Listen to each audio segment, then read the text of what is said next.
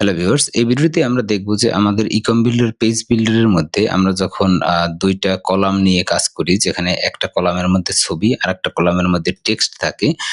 ঠিক এখানে যেভাবে আপনি দেখতে পাচ্ছেন যে এভাবে ডান পাশে আমার ছবি আছে এবং বাম পাশে আমার কিছু টেক্সট আছে। তো এই টেক্সট এবং ছবিটাকে আমরা কিভাবে আ ফুললি অ্যালাইনড করতে পারি? অ্যালাইনড করা বলতে দেখেন, আমি যেটা বলতে চাচ্ছি যে নরমালি কি হবে? আপনি যখন এই যে ছবিটা আছে পাশের কলামে যখন টেক্সট এড করবেন তখন কিন্তু এটা একদম মানে উপর দিক থেকে একদম মানে টপ অ্যালাইনড থাকবে। তো সেই টেক্সটটাকে আমরা কিভাবে এরকম মাঝামাঝি নিয়ে আসতে পারি যাতে করে আমাদের পেজের কনটেন্টটা সুন্দর দেখায় ডেস্কটপ ভিউতে। সেই কাজটা কিভাবে করব আমরা এই ভিডিওতে দেখব। তো চলুন আমি এখানে আ একটা নতুন একটা কলাম নেই। যেমন একটা ২ কলামের একটা মেনু নিলাম। আচ্ছা, এখানে ১ কলামে হচ্ছে গিয়ে আমি এড করব হচ্ছে গিয়ে আমার একটা ছবি এড করব। তো আমি এখান থেকে ড্রাগ ড্রপ করে একটা ছবি নিয়ে নেই।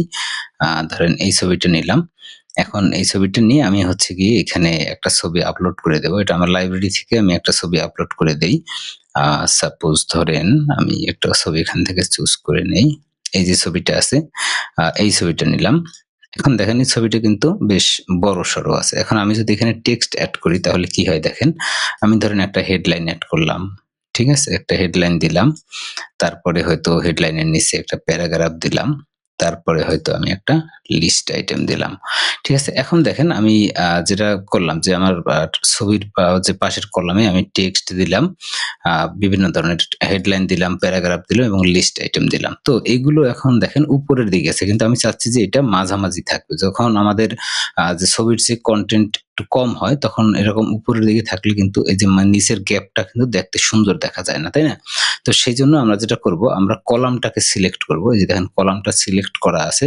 তো এখান থেকে কলাম সিলেক্ট করলে এখান থেকে আমাদের যে প্রপার্টিজ প্যানেল আছে, এই প্যানেলের এখানে যে কনটেন্ট লেআউট আছে, কনটেন্ট লেআউট থেকে আমরা এই যে কনটেন্ট ডিস্ট্রিবিউশন আছে, এই অংশটাকে যদি আমরা সেন্টার করে দেই, দেখেন তাহলে কিন্তু আমাদের কনটেন্টটা কিন্তু মাঝামাঝি চলে আসছে।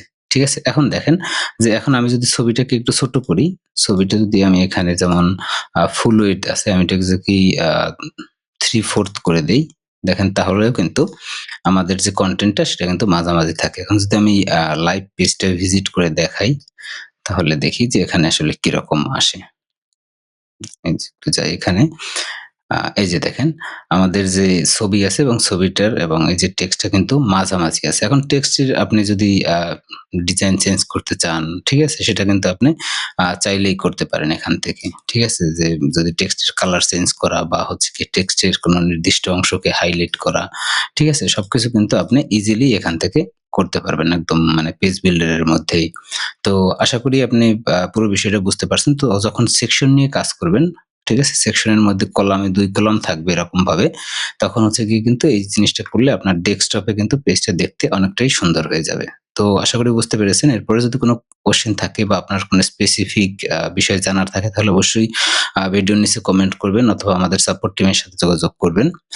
আর আমাদের চ্যানেলটি সাবস্ক্রাইব করতে ভুলবেন না। ধন্যবাদ, ভালো থাকবেন। দেখা হবে পরের কোনো ভিডিওতে।